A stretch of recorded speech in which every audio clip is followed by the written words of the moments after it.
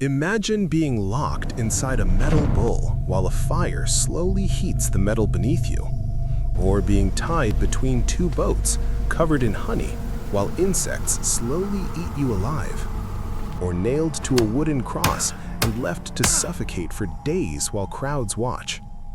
These weren't scenes from horror movies. They were real punishments used by ancient civilizations. For thousands of years, empires believed fear was the best way to control people. So when someone committed a crime, or sometimes simply angered a ruler, the punishment wasn't just death. It was a spectacle of suffering. Today we're exploring some of the most brutal execution methods in human history. Punishments so horrifying that many historians still struggle to believe they actually happened. And trust me, the last one might be the worst of all. One of the most infamous execution methods ever used was crucifixion. This punishment became widely known through the execution of Jesus Christ, but it was commonly practiced by the Roman Empire long before that. Here's what made crucifixion so terrifying. The victim was nailed, or sometimes tied, to a wooden cross. Their arms were stretched outward, forcing their chest into a position where breathing became extremely difficult. Every breath required the victim to push up on the nails through their hands and feet just to inhale.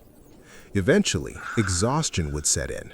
When they could no longer push themselves up, their lungs would collapse, and they would slowly suffocate. But death didn't always come quickly. Some victims remained alive for days, exposed to the sun, dehydration, and humiliation while crowds watched. Crucifixion wasn't just meant to kill, it was meant to terrify anyone who dared challenge the empire. Now, imagine being placed inside a hollow bronze statue shaped like a bull. Once the door was sealed, a fire was lit beneath it. As the metal heated up, the person trapped inside slowly began to roast alive.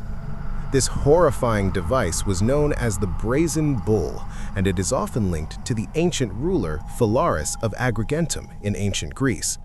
But the cruelty didn't stop there. The bull was designed with a system of pipes that transformed the victim's screams into sounds that resembled the roaring of a bull. So while the crowd outside heard what sounded like a beast roaring, inside, someone was burning alive. According to legend, the inventor of the bull was actually forced to test his own invention first, a dark reminder that in ancient times, cruelty often came full circle. For centuries in imperial China, one of the most feared punishments was something known as Lingchi, often translated as death by 1,000 cuts. Unlike many executions that aimed for quick death, Lingchi was designed to prolong suffering. The condemned person was tied to a post while an executioner made a series of precise cuts across the body.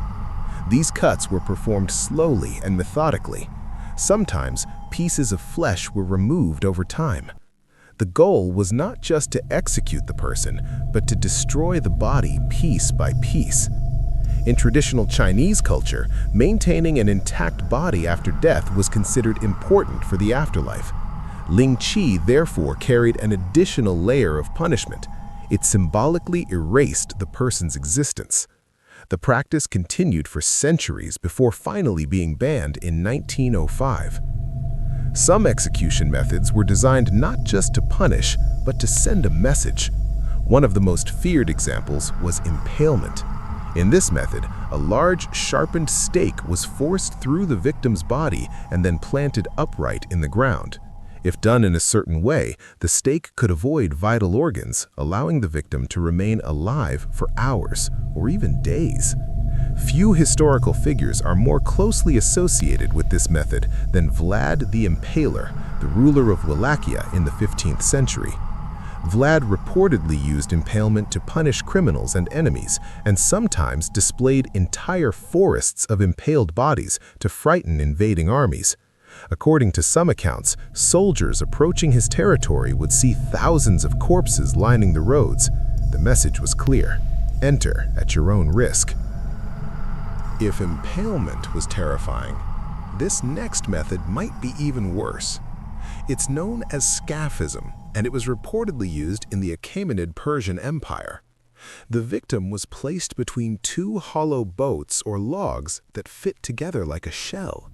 Only the head, hands, and feet were left exposed.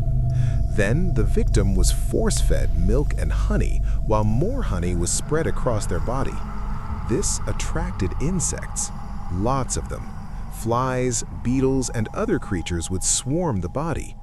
Over time, the victim's waste and the sugary mixture created the perfect environment for insects to lay eggs. What followed was a slow, horrifying death as infection, dehydration, and insect activity consumed the body. It could take days, sometimes even weeks, and the entire process happened under the open sun. Looking back, it's easy to see ancient civilizations as brutal, and in many ways they were. But these punishments reveal something deeper about human history. They show how power was enforced through fear. Empires didn't just want to punish criminals.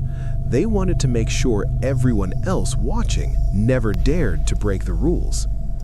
Today, most societies have moved away from these extreme forms of punishment, but the stories remain as a chilling reminder of what justice once looked like. And perhaps the most unsettling question of all is this: if we lived in those times, would we have survived them? Or would we have been among the many who faced these terrifying sentences? History doesn't always tell the stories of the victims, but their suffering shaped the world we live in today.